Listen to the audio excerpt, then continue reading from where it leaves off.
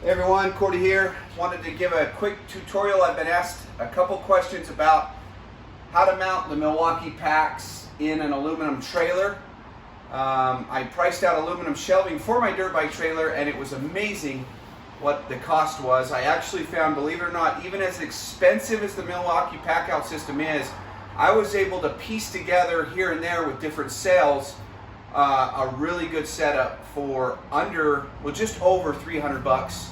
And I got a couple free of the Milwaukee milk crates thrown in, which are great to snap into your pack out. We all know the versatility of the pack out. I was going to run this whole length with shelving for helmets and chest protectors, gloves, boots, miscellaneous hardware. And this turned out really well. So I've got like emergency nuts and bolts, different things, tire changing kit. I got these ammo crates from Harbor Freight that fit in here really well. I've got a whole bunch of those, so I stacked a bunch of ammo crates in there. That works out really good for all the miscellaneous. And it's removable, which is great. Then you got the front little kits with nut and bolt in them. And this was, believe it or not, cheaper than doing aluminum. Milwaukee pack outs don't go on sale very often, but if you keep your eye online and at the overstock stores and things like that, the case lot places, you can actually find it pretty cheap, and that's what I did. I mounted the bracket this way for a reason. You would think that mounting the bracket the other way so you could grab the handle to slide it down would be better, but you would only have that holding the support of your cabinet. So I flipped it the other way, which does make it a little harder to get on and off. You have to step on the wheel well or use a Milwaukee pack out to get up. So basically I use one of the pack outs to pop the button. That's not going to be, I'm not making that look easy. Okay, well, that's not coming off. That's a good thing, it's on there well. This one came off just a minute ago. So anyway, they fold down and all the weight goes down into that B. The boys are constantly throwing all sorts of gear in here, and it's nice to pull it all in so we can wash it and then bring it back. So he's got his chest protector, his helmet, boots, gloves, and goggles all in his own little bin. So I'm going to do one for each guy, and then I've got a mechanical one I'm building. I've done this in a couple vehicles and different trailers and stuff, but I think this is going to be really nice. You can basically do a pull-up on it. It's on there. This is an aluminum trailer. These are on 16 centers. I'm going to show you how I put that in there that I could actually do a pull-up on it and hold as much gear as I want. There's a little bit of wobble in it. They ride just fine, but that's just in the bracket. That's not in the attachment to the wall. That's just in the Milwaukee bracket itself. So I don't know if they're really truly designed to hang from a wall, but they work great. I wouldn't know what Milwaukee's take on that, but I'm going to show you what you need to do this yourself, cheap and easy. So the first thing is you're going to need a drill index. You're going to use a 23/64 drill bit. That is the one smaller than 3/8. Now the anchors actually say a 3/8, but I find that if you use a tighter drill bit, the friction to use these expansion anchors works better. So then I'll show you. That's the drill bit. We got ourselves some blue Loctite or yellow. Don't use red, because the way these anchors work, it's going to make a nice area for you to mount anything you want in the future. We're going to use these expansion anchors. These are used in the automotive industry. I build a lot of service vans for the heating and air conditioning industry. Kind of a fun hobby of mine is building vans. But these are really cool anchors. You drill a hole and then you slide it into that hole, and then you use this expansion tool with a 2.5, 3-inch bolt that you only want to use about 10 times because it puts a lot of stress on this bolt. And then these little teeth bite into the face of this anchor and create an amazing little in-the-wall expansion anchor kit. These are used in aviation in a different style, but these are automotive ones. You're going to need 4 1/4-20 bolts and washers. Now, mind you, the thickness, and a 9/16 wrench, which will hold the tool in place. So I'm going to show you how to do this. It's going to take a little bit, but ball peen hammer there, and just it's going to take a little bit, but I think you can fast forward, watch it in high speed if you want. I'll kind of go through some of the techniques, because if you don't do this right, it might tick you off a little bit. So hopefully I can show you how to do this right, and you'll have a good experience with it, because there are some tips and tricks. I've installed thousands of these anchors. Again, 23/64 drill bit. I'm going to take the pack out and I'm mounting it that way, so all the weight's going down into the V. You do have to get up there to release it, which is fine. This one will actually release. It's not stuck in there like the other one.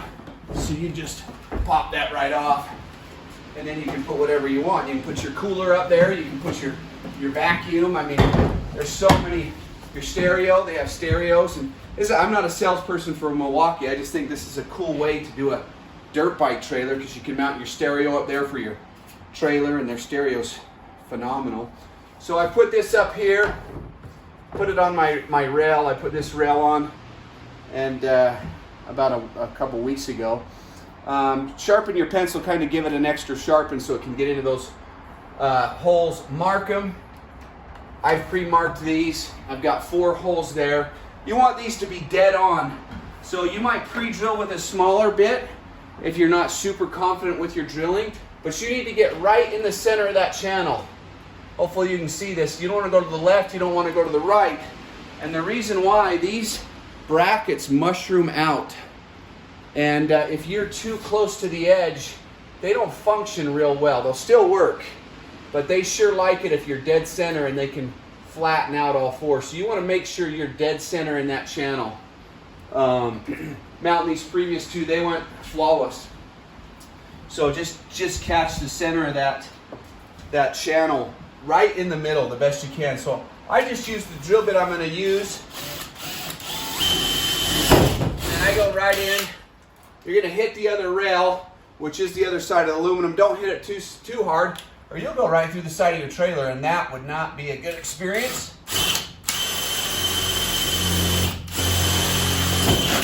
Kind of look in there, you can see on both sides if you caught it dead center, and that is dead center, and that one is dead center. So yeah, that's really important. Don't trust the screws from the installers. Do your homework. Yeah, that one's dead center as well. I'm liking that.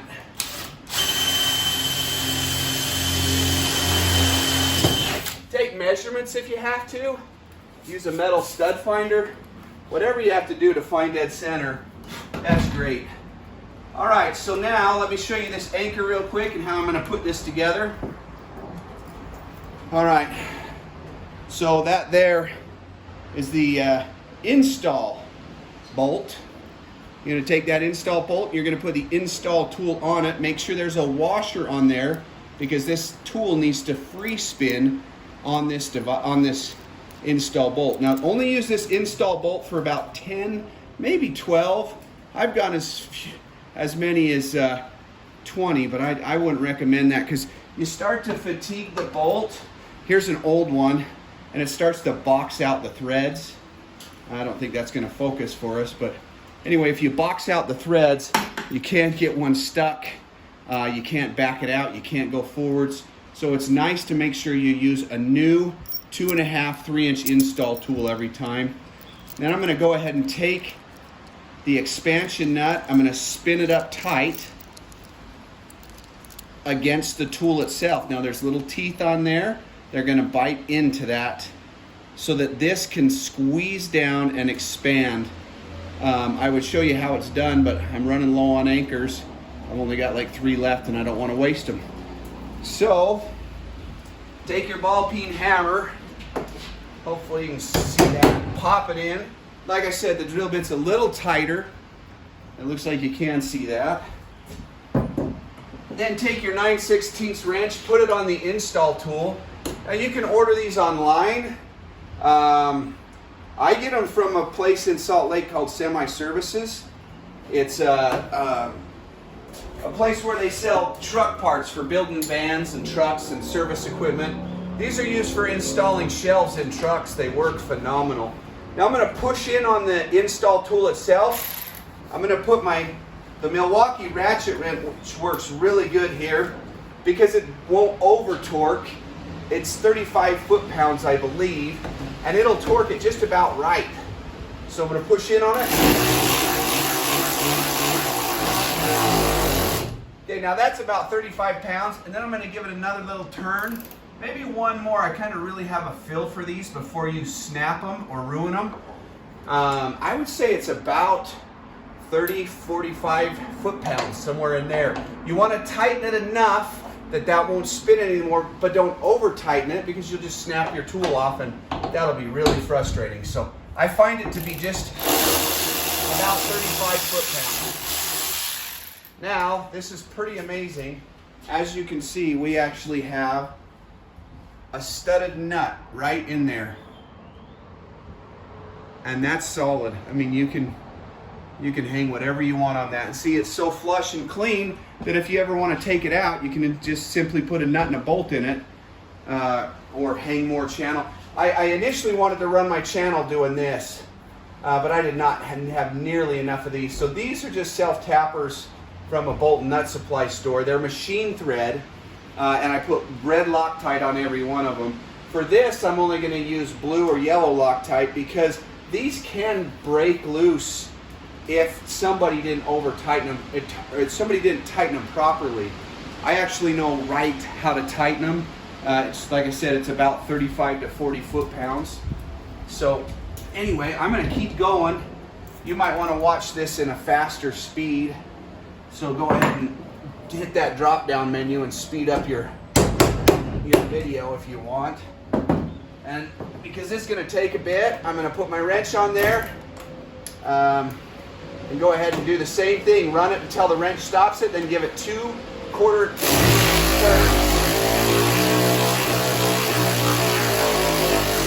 In the industry, we call this a yaggity. 1 yaggity, 2 yaggity. I'm going to give that a third. Got my good friend Josh and Rhett to thank for that. Some old buddies of mine. The yaggity. Okay, now that moved just a little bit when I backed it off, so I'm going to give that one more turn to make sure that mushroomed out fully. Yeah, that feels good. When I went to hit the tool, I felt it spin just a little bit. So we're going to back that off.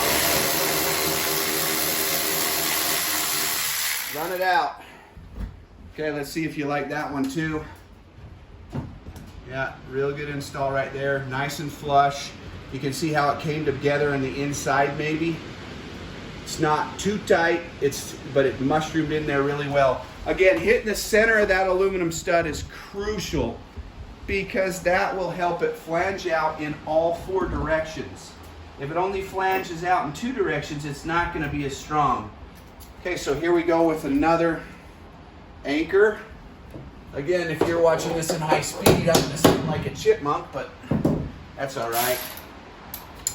We're going to go ahead and put that wrench on there.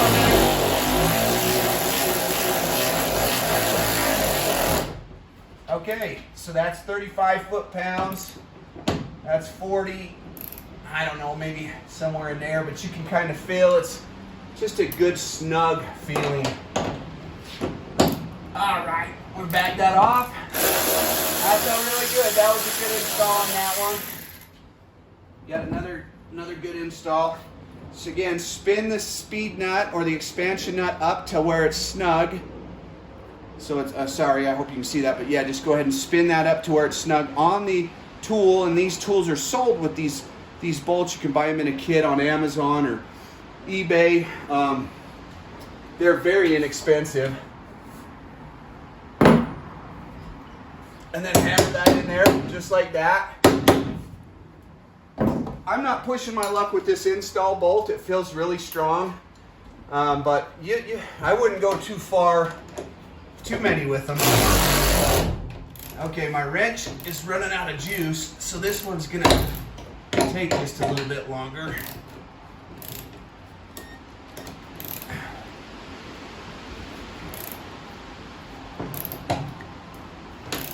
Guess I should have recharged my wrench.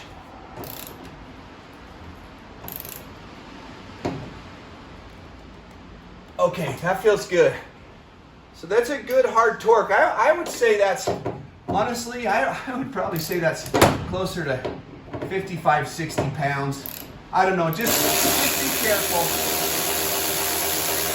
Because if you snap off your install bolt, and I'm speaking from experience, at the end of this tool it breaks off in there, and it's a pain to drill out. Now I don't use a hardened steel bolt. I use a mild steel. A hardened steel bolt you'd never drill out, but I broke off one or two. It's kind of a pain, but you can just drill it out, put a new anchor in there. They also sell one anchor bigger. This is a 3/8. You can get a 1/2 inch. They also have, I have a tool where you just use it as a pop rivet and you just pop them. You thread the thing on, you stick it in the hole and you pop them. It's kind of a cool tool, but I really wanted this to hold some weight. So, all right, now putting the bracket on. I'm going to put a flat washer and some blue Loctite, just a swipe. If you're using red Loctite, it's all you have. Just go really light on it. Again, we're putting the V down because we want the strength down into that. And do not, absolutely positively do not tighten up any of these bolts. Get them all in place first, because if you tighten them up, you will not be able to get them all in. I'm sure most of you guys already know that out there. It's if you tighten one up, it's going to make it so they're not aligned, and it's going to be kind of a pain to get them all in place. Make sure that your bolts are not longer. Let's see if you can see this. Oh, you couldn't see that earlier either. So when I say go center in the aluminum rail with your holes, I'm talking right dead center. If you drill to the left, those expansion anchors won't expand on one side. They'll still work, but they really like all four contacts. Make sure that your bolts are not longer than your aluminum channel, because you'll go right outside of your trailer and that'll tick you off. These are exact, which is great because I have a little space on the bracket. It's actually about a heavy 1/2, so these are biting in pretty good. Just don't go too long, because if you put it through the sidewall of your trailer, I would feel really bad about that. So these are 1.5 inches, which works great for my trailer, but make sure you know how thick that rod is. And I'm threading these in first, making sure I'm starting these well, because if you go in crooked and you hit that anchor wrong with an impact, you'll break that bond loose, and you could mess up your setup. So make sure you start those with your hands and they spin freely before you try to drill them in. Don't force them. If you force them, I guarantee you, you're going to regret it, because if you force them and they don't start on their own, you'll spin that anchor, and you don't want to spin that. So then get them all in just a little bit. All right, now you can see I support all tools: DeWalt, Milwaukee, Makita. I even have some Ryobi. Their fan that has little misters on it. It's amazing. Love every tool. My old work crew, man, they were all Milwaukee, which is great. It's up to you, and I just love every tool. So this bracket is literally going nowhere. I mean, it's solid. I'm 215 pounds. I shouldn't be, but I am. Okay, so now you can see we've got 3 mounted. A couple more to go, but just how cool is this? So the kids bring their dirt bike gear out. All Dad has to do is, well, my son's tall enough, he can do this. I'll make him plot that in. Their gear's in the bin. It's been cleaned, washed, ready for the next ride. So I'm going to do a couple more on this. And like I said, then you can get the little bins, the bolt organizers. You can get some bins, and the cooler does not leak sideways, believe it or not. The seal works really well. And so I've actually mounted the cooler sideways. I'm not worried about getting water on my floor because my friends at Truck Decor in Salt Lake City, 90th South in the frontage road, Rhino lined my trailer really well for me. As you can see, they did an incredible job at Rhino lining the trailer. Truck Decor, Salt Lake City, 90th South, good friends of mine. See Mike, tell him Cordy sent you, and he'll give you a good deal. They Rhino lined the tailgate, so you just beat the heck out of this thing and just pressure wash it. This Rhino lining's a month old now. We've had the bikes out 3 or 4 times and it works really well. So anyway, that is my tutorial for putting Milwaukee totes up on your sidewell and making it so that you have some cabinets without breaking the bank.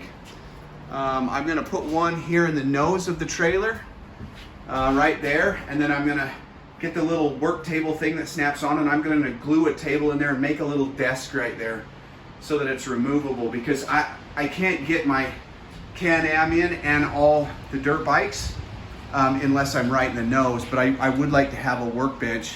I would also, down the road, I'm gonna get some more of these brackets when I have time. I've done this as well. And I'm gonna cut up some of those brackets, make it so they snap in right here, so I can snap in 3 or 4 of these.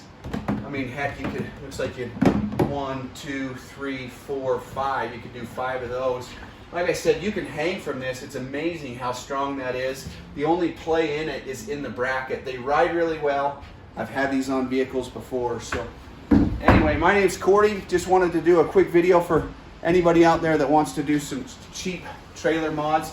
Again, packouts are expensive, but shop the sales, keep your eye out, and man, have fun, have a good summer, be safe, and call me, don't call me, please don't call me. If you have any questions, just leave them in the comments. I'll try to answer them when I can, but like I said, the anchors I get from Semi-Service in Salt Lake. All the tools are just Home Depot and refrigeration supply companies. I do heating and air conditioning. I now work for a company called Pivot Alarm and Security Solutions. We do business entry systems and different things like that, cameras. So anyway, that's all I have to say. Have a great night.